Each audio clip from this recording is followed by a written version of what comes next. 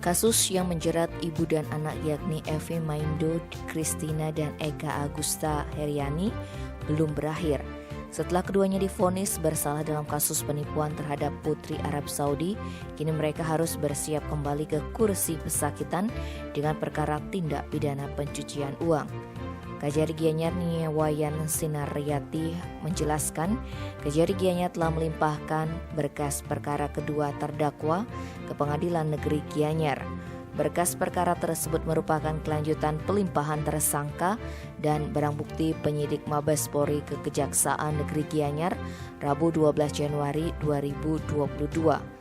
Kedua terdakwa sebelumnya terjerat perkara penggelapan dan penipuan yang menyebabkan Putri Arab Saudi Lolowah binti Muhammad bin Abdullah Al Saud mengalami kerugian mencapai 512 miliar rupiah.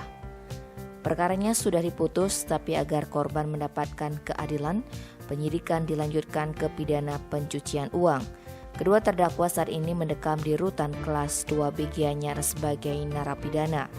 Sebelumnya diberitakan Putri Arab Saudi melalui kuasa hukumnya melapor kepada pihak kepolisian pada Mei 2019 mengenai penipuan yang dialaminya. Pihaknya melaporkan dua orang WNI yang merupakan ibu dan anak Evi Maindo Christina serta Eka Agusta Heriani karena tidak memenuhi kesepakatan dengan korban terkait pembangunan villa di wilayah Gianyar. Kedua terdakwa dibekuk di wilayah Jakarta awal tahun 2020 sampai akhirnya kedua terdakwa menjalani persidangan dan Pengadilan Negeri Gianyar menjatuhkan vonis masing-masing 4 tahun kepada terdakwa pada November 2020 dan sudah berkekuatan hukum tetap.